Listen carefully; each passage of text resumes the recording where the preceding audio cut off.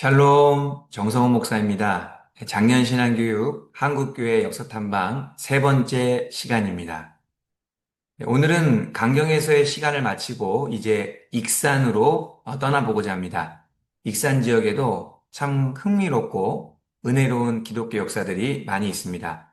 함께 천천히 살펴보면 참 좋을 것 같습니다. 그리고 지난 시간에 이어 신사참배에 대해 한 번 더 살펴보고자 하는데요.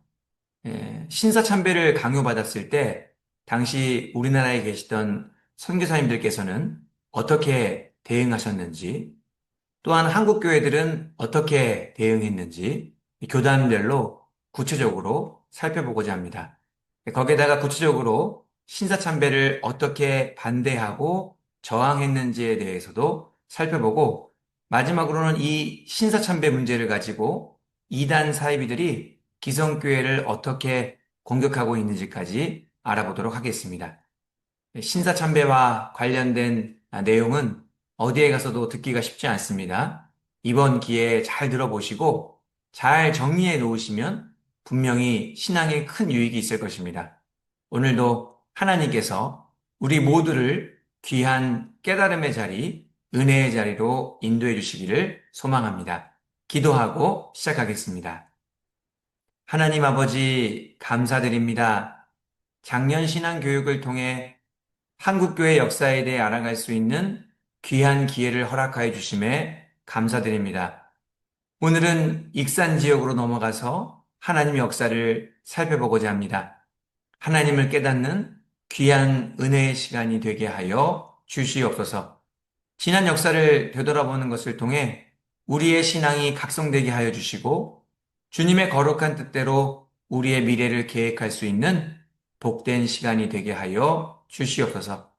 또한 신앙의 유산을 잘 이해하고 바르게 전승하여 한국교회와 우리 영은교회를 굳건하게 세워가게 하여 주시옵소서.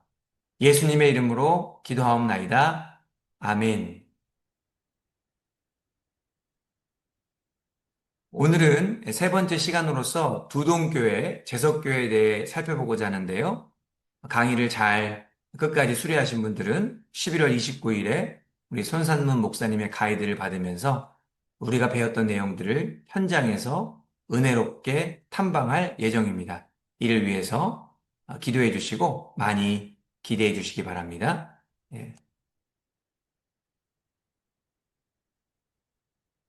먼저 두동교회부터 살펴보고자 합니다. 이제는 강경읍을 떠나서 익산으로 가게 됩니다. 가운데 위쪽에 옥녀봉이라고 표시된 곳이 지난 시간까지 배웠던 강경 지역인데요. 이제는 익산시의 두동교회로 이동합니다. 이 지도를 보시면 두동교회는 익산시 안에서도 북쪽에 위치하고 있습니다. 금강이 물줄기 가까이에 있는 것을 볼 수 있습니다. 익산시청과 익산도시는 두동교회에서 좀 더 아래쪽에 있습니다. 그러고 보니 이번에 가게 될 탐방의 코스가 아름다운 금강의 물줄기를 따라 진행된다는 것을 알 수 있습니다. 다음에 살펴보게 될 제석교회도 두동교회 가까이에 있습니다. 자, 그러면 두동교회부터 자세히 살펴보도록 하겠습니다. 두동교회는 한마디로 당시의 전통 유교 문화를 잘 반영한 교회라고 할 수 있는데요. 아래 사진을 보시면 왼쪽이 현재 운영되고 있는 두동교회이고요. 바로 옆에 낮고 하얀 건물이 역사 속의 두동교회입니다. 새 예배당을 멀리 짓지 않고 구 예배당 옆에 지어서 참 좋은 점이 많은 것 같습니다. 두동교회의 역사를 좀 살펴보면요.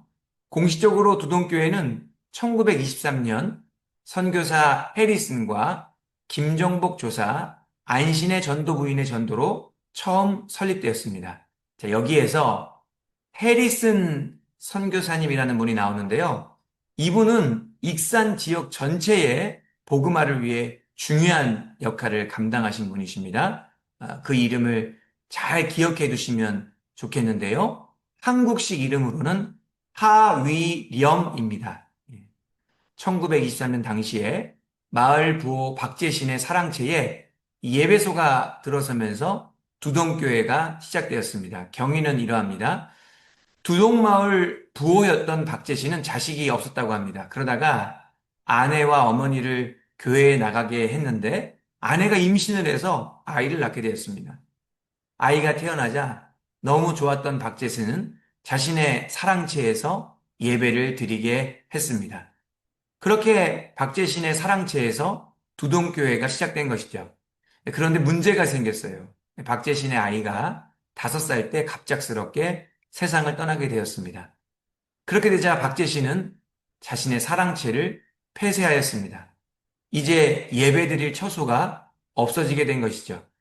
그러자 성도들은 흙바닥에서 예배를 드리다가 저희 사진에서 보이는 흰색 건물에 두동교회를 건축하게 되었습니다.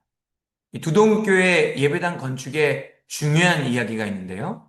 당시 두동교회 성도들은 거의가 가난한 소장농이었다고 합니다. 경제적으로나 사회적으로 아주 어려운 성도들에 의해 시작된 신앙 공동체였죠. 그런 분들이 교회 예배당을 잘 짓는다는 것은 쉽지 않은 일이었습니다. 당시에 가장 귀한 목재가 홍송이라고 하는데요. 이 홍송은 대궐에서나 쓸 수 있는 고급 건축 자재였습니다. 일반 서민들은 꿈도 꿀 수 없었죠. 그런데 한 사건이 일어나게 됩니다. 안면도에 홍송이 많았었는데 이 홍송을 싣고 가던 배가 전복되었습니다. 그 배에 있던 홍송들이 서해를 떠다니게 됐던 것이죠. 그런데 많은 폭우를 지나치면서 금강을 떠내려가지 않고 갑자기 그 홍송들이 방향을 틀어 성당 포구, 이 두동교회가 있는 쪽 포구로 오게 되었습니다. 그때 두동교회 성도님들은 그 홍송을 건져서 두동교회를 짓게 되었다고 합니다.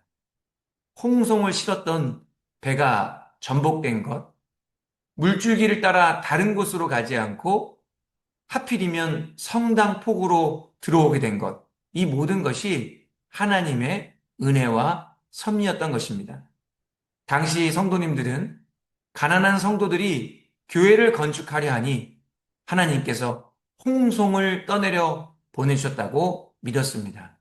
이렇게 해서 궁궐을 짓는 데 사용하는 귀한 홍송을 가지고 하나님의 궁궐, 이제 교회를 짓게 된 것이죠. 그 홍성을 가지고 1929년에 교인들이 현재의 자리에 기역자형 한옥식 교회를 지었습니다. 그리고 지금까지 아직 잘 보존되고 있는데요. 교회를 건축한다는 것이 얼마나 어렵고 힘든 일입니까? 특별히 가난한 성도님들 입장에서는 그러한 일을 감당한다는 것이 매우 삶에서 고통스러운 일이 될 수 있습니다. 그러나 하나님께서는 긍휼히 여겨주시고 은혜를 베풀어 주셨습니다. 교회는 진짜로 하나님께서 이끌어가는 것이기에 하나님께서 필요한 모든 것들을 공급해 주셨던 것이죠. 다음으로 초기 한국교회 당시 기역제형 교회는 전국에 걸쳐 세워졌습니다. 대부분의 교회가 그러한 모양을 가지고 있었는데요. 당시의 트렌드였다라고 할 수 있습니다. 그러나 지금은 기역자형 교회가 전북 김제의 금산교회와 두동교회 구 본당만 남아 있습니다. 1929년 설립된 두동교회 기역자형 예배당은 평면의 한옥교회로 홍성으로 지어졌으며 함석 지붕의 호처마, 우진각 형태로 되어 있습니다. 교회 바로 옆엔 큰 소나무가 교회를 감싸고 있고요. 사진에 보니까 오래된 종탑도 보이네요. 두동교회는 1908년 설립된 금산교회와 같이 기역자 예배당이었지만 그 크기에 있어서는 차이가 있습니다. 금산교회는 남자석이 3칸, 여자석이 2칸이었는데 두동교회는 남자석, 여자석이 각각 3칸씩이었습니다. 여기에는 이유가 있는데요. 한국 선교 초기에 선교사들이 문화적인 차이로 여성을 만나기 어려웠습니다. 그러다 보니까 남성들을 자주 만났고 남성들 중심으로 전도를 했죠. 그러다 맨 초기에는 남성들 성도님들이 많았던 것입니다. 그러다가 전도 부인이 등장하게 되고 또 여러 가지 상황들이 바뀌면서 여자 성도님들이 증가하게 됩니다. 그래서 두동교회는 여자석이 3칸으로 늘어나게 된 것이죠. 실제로 두동교회에서는 남자 성도 수가 여자 성도보다 더 많았다가 나중에는 여자 성도 수가 더 많아지게 되었다고 합니다. 오른쪽 사진을 보시면 두동교회 기역자 예배당이 나오는데요. 남녀 회중석을 직각으로 배치해 두 축이 만나는 중심에 강단을 설치했습니다. 남녀 회중석을 직각으로 배치하여 서로 볼 수 없도록 하였으며 두 축이 만나는 중심에 강단을 설치하고 기역자가 90도 회전한 평면 형태를 이루도록 하였습니다. 내부는 통칸으로 이루어졌는데 강대상에서 볼때 오른편이 남자석이고 왼편이 여자석이었습니다. 각각의 면에 출입문이 있어 남녀 유별의 유교적 유풍에 따라 동선을 분리하였죠. 내부 마당은 장마루가 깔려 있었습니다. 강대상 전면에는 내진 기둥 하나가 세워져 있었는데 다른 기둥은 모두 이 방주라고 하는 네모진 기둥을 사용한 반면 가운데 기둥만은 팔각 기둥을 사용하여서 차별을 두었습니다. 두동교회에 가시면 꼭 현장에서 이것을 확인해 보시기 바랍니다. 1920년대는 남녀 유별의 유교적 전통이 무너져 가고 있었습니다. 그러한 때 두동교회는 기역자형 교회 건립으로 남녀 7세 부동석의 전통을 이어갔던 것이죠. 그러면서 동시에 남녀 모두에게 신앙을 전파를 했다는 것을 알 수 있습니다. 어떻게 보면 당시 교회 건축을 주도하던 선교사들의 독창성이 돋보이는 건축물이라고 할 수 있습니다. 제가 첫 번째 시간에 네비우스 선교 정책에 대해 잠깐 언급했었는데요. 기역제형 건물은 토착적 자율성을 강조하는 네비우스 선교 정책에 따라 개신교와 전통의 결합으로 나타난 한국교회 건축의 독특한 유형이라고 할 수 있습니다. 자, 이러한 내용들을 인정받아서 총회 한국 기독교 사적 제4호 전라북도 지방문화재 제179호로 지정되었습니다.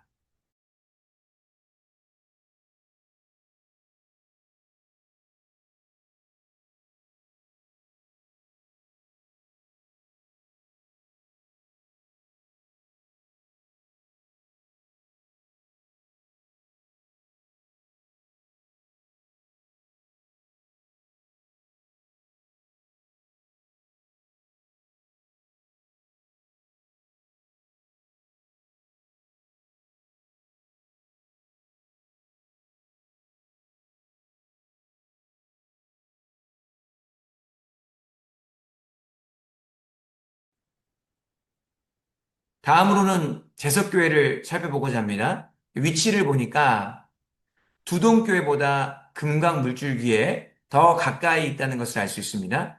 금강 방향으로 올라가다 보면 제석교회가 나옵니다. 익산시 웅포면에 새처럼 생긴 큰 바위가 있다고 해서 대붕암리라는 동네가 있었습니다. 그 동네의 옛 지명이 제석이었죠. 그래서 교회의 이름이 제석교회가 되었습니다. 제석교회의 역사를 좀 살펴보려고 하는데요. 그 시작은 군산 개복교회 조사였던 최흥서로부터 전도를 받은 홍종익이 마을의 소장농들이었던 엄주환, 강진회, 송원규, 강두희, 강문혜를 초대하여 1906년 12월 25일 엄주환의 사랑채에서 대붕암리교회로 시작되었습니다. 그러다가 후에 제석교회로 이름이 바뀌었죠. 당시의 교회는 양반과 천민의 구별 없이 형제처럼 잘 지냈었다고 합니다. 2년 후 홍종필이 군산으로 이사를 가면서 교우들에게 14칸짜리 한옥 고패집을 희사했는데요. 하나님과 교우들에게 큰 물질을 봉헌했던 것입니다. 후에 홍종필은 군산 개복교회 5대 목사이며 우리 교단 19회 총회장을 지내게 됩니다. 이러한 홍종필이 희사했던 그 고패집에 십자가를 달고 제석교회 예배당으로 사용하기 시작했습니다. 당시 고패집, 이것은 이제 기역자 모양의 전통 한옥을 일컫는 말이었습니다. 이 기역자 모양의 고패집이 그 유명한 한국교회 초기 기역자 교회의 표시라고 할 수 있습니다. 한옥 고패집이 기역자 교회로 사용될 때 1908년 해리슨 선교사님, 아까 두동교회를 설명할 때 나왔던 분이죠. 한국 이름으로는 하위령 선교사님이 제석교회의 파송 당회장이 됩니다. 그리고 1909년 교회 내 사립부용학교를 세워 100여 명의 학생들을 가르쳤습니다. 거기에서 배우고 자라난 인사들은 우리나라 역사에 있어서 크고 중요한 역할을 감당하게 되는데요. 이 사립부용학교가 현재 웅북초등학교의 전신이라고 할 수 있습니다. 제석교회는 남정교회와 함께 1919년 3.1운동 당시 익산, 군산, 강경 지역의 3.1운동을 주도하여 3.1운동 거점지로 인정받았습니다. 제석교회 부용학교 출신 인사들이 이 운동에서 중요한 역할을 감당하게 됩니다. 부용학교 출신이었던 엄칠중, 허진혁, 엄영길 등은 군산 지역 3.1운동을 일으켰던 강금옥, 한기룡, 엄창섭을 만나 군산의 독립만세 운동의 상황을 듣고 익산, 강경 지역의 3.1운동에 대한 거사를 모의했습니다. 이후 엄창섭은 강경 옥녀봉에서 대한독립만세를 외치다 군중을 이끌어 나아가다가 일제에 붙잡혀서 2년형의 옥고를 치렀고요. 엄칠중 또한 함께 시위하다 태형을 90대나 맞게 됩니다. 또 역시 부용학교 출신이었던 이영우는 천도교로부터 독립선언서를 받아서 제석교회가 위치한 웅포 및 인근의 함열 독립만세운동을 주도하다가 체포되게 됩니다. 그리고 8개월을 복역하였죠. 이처럼 제석교회가 3.1운동에 적극적으로 주도하게 된 것은 만주에서 김구 선생의 독립운동을 적극적으로 돕던 엄칠중이 고향 대붕암리로 내려와 교회를 중심으로 사립부용학교와 군산영명학교 후배들과 함께 거사를 준비했기 때문입니다. 이후 제석교회 인사들이 3.1운동 주도자로 활동한 사실을 파악한 일제는 교회의 종을 빼앗고 성경을 불태우는 등 교회를 핍박하게 됩니다. 결국 부용학교는 강제로 폐쇄당하게 됩니다. 제석교회 3.1운동의 특징은 교회 내의 부용학교가 군산, 강경, 익산을 잇는 연결고리의 역할을 했다는 것이고요. 당시 지역 3.1운동의 중요한 인적 플랫폼이 되었다는 데 있습니다. 제석교회는 독립운동가들의 회의 장소로 사용되었으며 강경 3.1운동 시 제석교회에서 태극기와 독립선언서를 등사하였다고 합니다. 1919년 만세운동 때 교인들이 적극적으로 활동하여 일제의 핍박을 받으며 모든 것들이 폐쇄되는 아픔까지 겪었으니 이 교회야말로 우리 민족과 같이 암울한 시대를 함께한 교회라고 할 수 있습니다.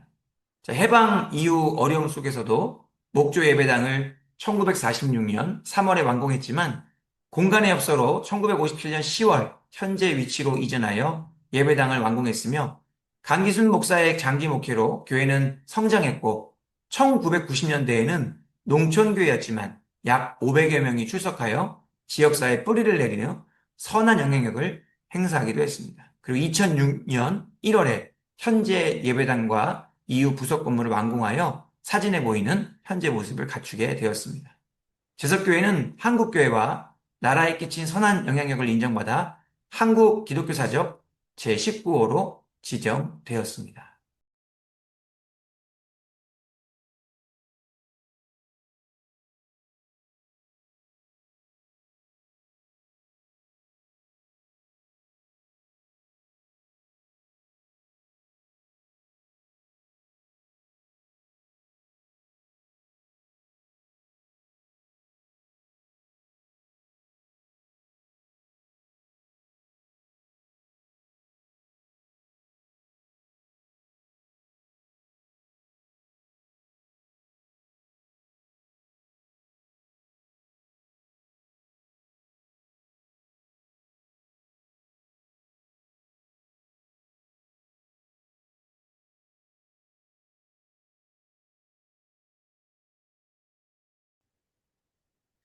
자, 이렇게 해서 탐방 때 우리가 살펴보게 될 익산 지역의 두동교회와 제석교회에 대해 알아보았습니다. 오늘도 일제, 3.1운동 등의 이야기가 좀 나왔는데요.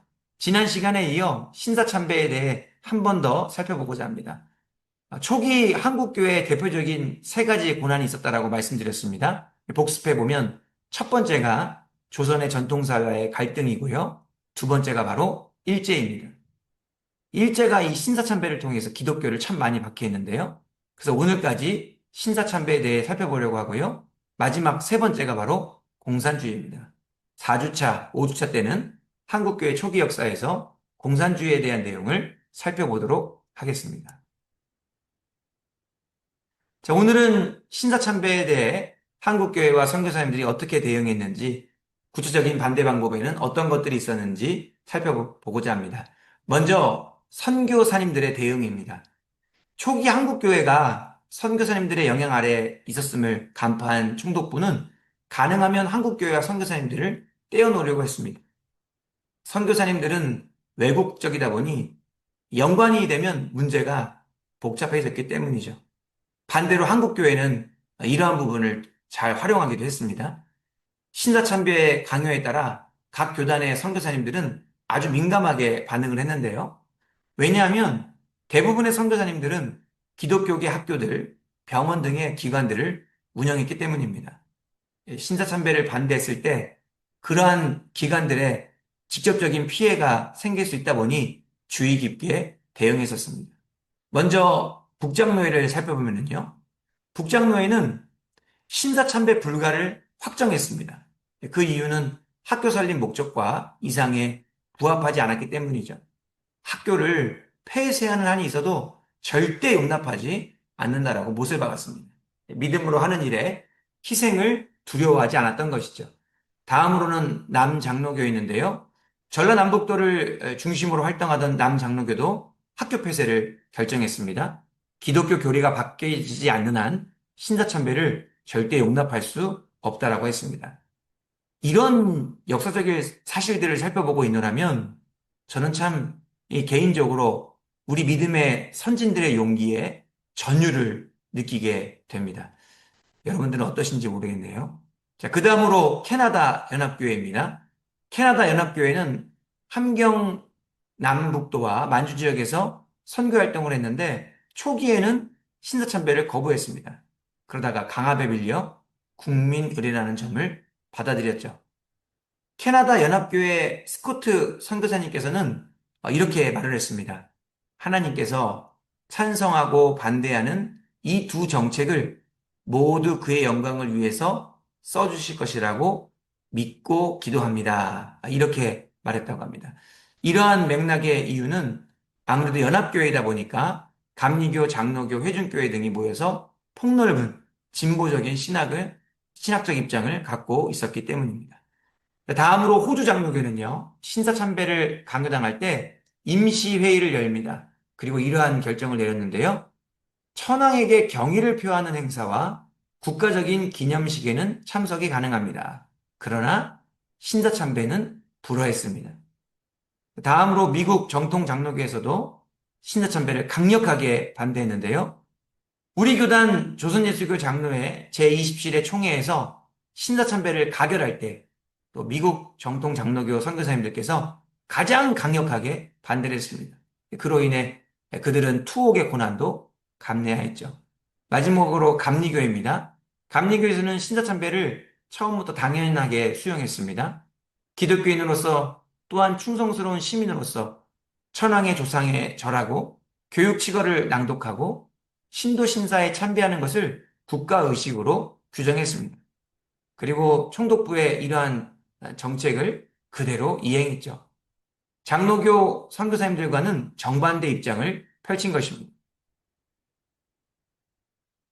기독교인으로서 또한 충성스러운 시민으로서 천황의 초상에 절하고 교육칙어를 낭독하고 신도신사에 참배하는 것을 국가의식으로 규정한 총독부의 정책을 감리교는 그대로 이행했습니다.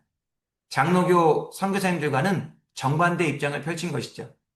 그리고 선교회가 경영하는 학교도 그대로 유지했습니다. 그러다 보니 감리교는 신사참배로 인하여 교단 자체에 거의 피해가 없었습니다. 일제로부터 공격을 거의 당하지 않았죠. 감리교 자체 내에서 부분적인 신사참배 반대도 있었습니다. 그런데 왜 이렇게 되었을까를 추측해 볼 때 당시에 감리교 감독 체제가 서울과 도쿄가 하나로 묶여 있었습니다. 그러다 보니까 선교사님들도 이러한 결정을 내리지 않았나라고 추측해 볼 수 있습니다. 한국교회 초기에는 교세가 장로교가 제일 많았습니다. 그리고 그 다음으로는 감리교가 많았는데요. 한국에 가장 먼저 선교온 것도 장로교와 감리교였습니다. 그만큼 이 장로교와 감리교가 한국교회 초기에 미친 영향이 막대합니다. 그런데 이 두 교단이 신사참배에 있어서는 초기에 전혀 다른 대응을 하게 되었습니다. 저는 개인적으로 장로교 목사로서 우리 장로교 선배님들이 그렇게 단호하게 결단하고 희생을 각오했다는 사실에 큰 감동을 받습니다. 저도 그렇게 살고 싶고 또 그렇게 살아야겠다라는 도전을 받으면서 참 정신이 번쩍 드는 것 같습니다. 자, 그렇다면 당시 장로교 선교사님들께서는 한치의 타협도 없이 어쩌면 이렇게 강력하게 결단하고 대응할 수 있었을까요? 가장 중요한 이유는 바로 그들의 청교도 신앙이었습니다. 미국 장로교 전통에서 가장 막대한 영향력을 차지하는 이 청교도 신앙. 웨스트민스터 신앙 고백을 기반으로 한 그들의 청교도 신앙이 그들로 하여금 용기 있는 결단을 하게 했던 것이죠. 한국교회는 장로교 선교사님들이 전해준 웨스트민스터 신앙 고백 위에 세워진 교회입니다. 그러므로 장로교 교인이라고 한다면 반드시 웨스트민스터 신앙 고백을 알아야 합니다. 제 유튜브에 보시면 웨스트민스터 신앙 고백을 처음부터 끝까지 하나하나 살펴볼 수 있습니다. 조금 전에는 우리나라에 들어왔던 선교회들의 대응에 대해 살펴보았고요. 이번에는 우리 한국교회의 대응에 대해 살펴보고자 합니다. 먼저 장로교회는 처음에는 신사참배를 강력하게 반대했었습니다. 주기철 목사님 같은 분들을 중심으로 특별히 평양 쪽에 있는 교회들 중심으로 강력하게 반대했죠. 아마도 1907년 평양 대부흥의 은혜가 있었기 때문에 가능한 일이 아니었을까 생각해 봅니다. 일제도 이러한 점을 의식했는지 집요하게 평양 쪽 교회들을 공격합니다. 그러다가 결국 평양의 서문박 교회에서 회집된 제27회 총회에서 신사참배가 통과되죠. 그리고 이후부터는 교단 전체가 공식적으로 신사참배에 참여하게 됩니다. 아쉽지만 한국 장로교회는 끝까지 저항하지 못했습니다. 감리교회는 중앙 집권적인 감독 체제입니다. 감독의 결정과 지시에 따라 전체가 일사불란하게 움직이게 되죠. 당시 양주삼 총리사는 전국의 감리교회들에게 국민 의례인 신사참배에 참석하라고 통고문을 발송합니다. 감리 선교회와 감리교회가 거의 비슷하게 대응했던 것이죠. 로마 카톨릭 교회도 중앙 집권적인 것은 감리교와 같은데요. 로마 카톨릭 교회는 전통적으로 국가와의 관계에서 대립이 적은 편입니다.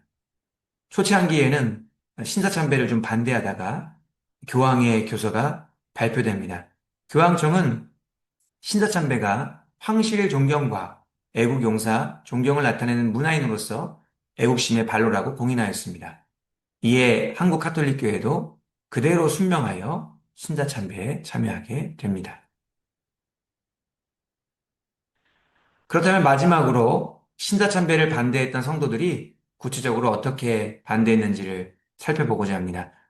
먼저는 기독교 학교라든지 기독교 병원 등 기독교 시설을 폐쇄했습니다. 일제에게 폐쇄당하기 전에 스스로 폐쇄해버리는 강수를 둔 것이죠. 그리고 나서 신사참배에 반대하는 사람들끼리 가정에 모여 함께 예배를 드리기도 했습니다. 또한 그마저도 여의치 않은 사람들은 산속에 들어갔죠. 그리고 수양관을 세워서 거기에서 함께 살아가며 자유롭게 예배를 드렸습니다. 또한 비밀 결사 단체를 만들기도 했습니다. 더욱 강력하게 신사참배에 저항했던 것이지요. 이 거부 운동을 강력하게 했던 사람들은 찬성했던 쪽을 강하게 비판하면서 찬성한 사람들과 마찰이 일어나기도 했었습니다. 또 어떤 분들은 총독부에 이 신사참배에 대한 진정서를 제출하기도 했고요. 일제 정치인들이나 유력한 사람들에게 접촉하여서 이 신사참배에 대한 문제를 제기하기도 했습니다. 많은 사람들이 자신들이 할 수 있는 대로 여러 모양으로 신사참배를 반대했죠.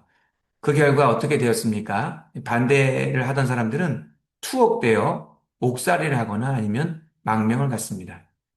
조선을 떠나 신사참배를 하지 않아도 되는 곳으로 갔던 것이지요. 그리고 끝까지 저항하던 분들은 순교를 당하게 됩니다. 이 신사참배 때문에 2,000명의 교인들이 투옥되었고 50여 명의 순교자들이 생겨났으며 200여 개의 교회가 폐쇄되는 큰 핍박을 한국교회가 겪게 됩니다. 그렇지만 이러한 숫자들이 당시에는 큰 고통이었죠.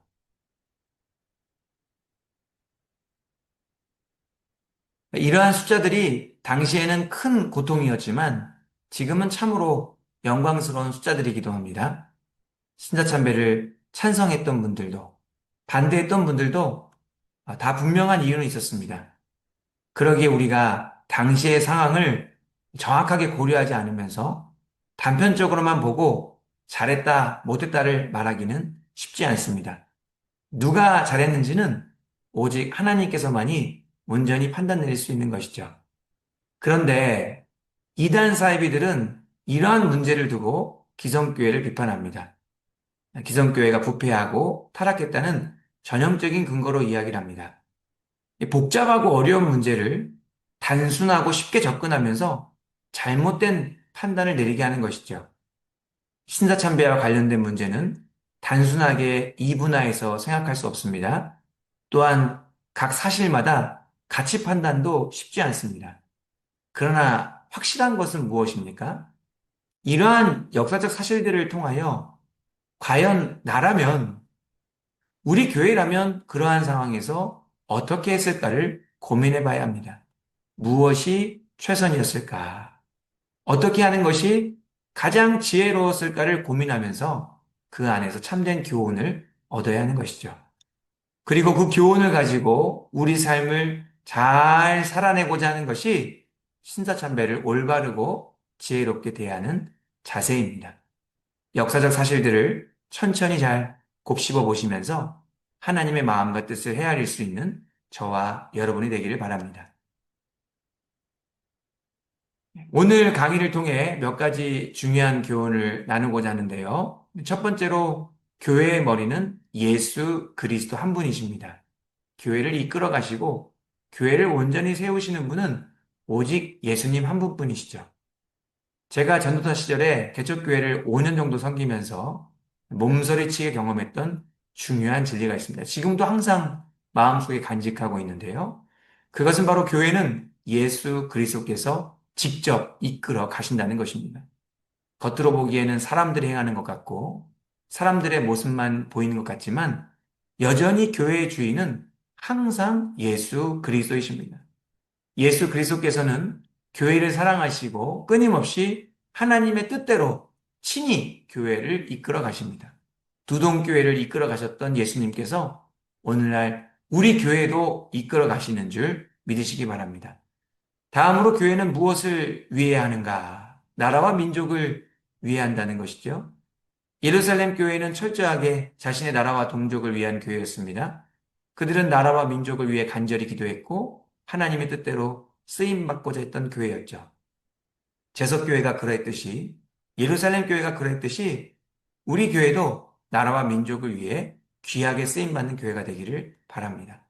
마지막으로 신사참배에 대해 강의하면서 열왕기상의 오바댜가 생각났습니다. 오바댜는 하나님을 경외하는 자로서 아합과 이세벨의 시대에 왕궁 맡은 자였죠. 그는 우상숭배가 창궐하던 시기에 우상숭배가 가장 강력하게 이루어지고 있었던 곳에서 하나님을 경외했던 사람이었습니다. 아합과 이세벨이 선지자들을 다 없앨 때 그들의 눈을 피해 선지자 100명을 숨기고 살려주기도 했었죠. 아합의 신하였던 오바댜가 어떻게 그렇게 행동할 수 있었을까? 아합의 궁전에서 일을 하면서 우상 숭배를 해야 하는 순간에 어떻게 행동했었을까? 왕궁에 있으면서도 하나님을 경외하면서 왕의 눈을 피해 어떻게 그렇게 살아낼 수 있었을까? 성경이 구체적인 방법을 말해주지는 않습니다. 그러므로 지혜로운 방법을 찾아내는 것은 우리의 숙제입니다. 만약 우리 시대에 신사참배와 같은 일이 벌어졌다면 내가 만약 오바댜와 같은 상황에 처해 있다고 한다면 어떻게 대응하고 대처할지를 묵상해 보시는 것이 필요할 것입니다. 또 그러한 묵상을 통하여서 우리가 믿음의 결단을 잘 내리면 하나님을 기쁘시게 해드리는 저와 여러분들이 될 수 있을 것입니다. 이 역사를 배우는 것은 귀하고 소중한 일입니다. 역사를 단순히 판단하고 정지하는 것이 아니라 그 안에서 참된 진리와 교훈을 얻을 수 있기 때문이죠. 또한 우리 미래를 아름답게 가꾸어 갈 수 있는 귀한 재료들을 얻을 수 있기 때문입니다.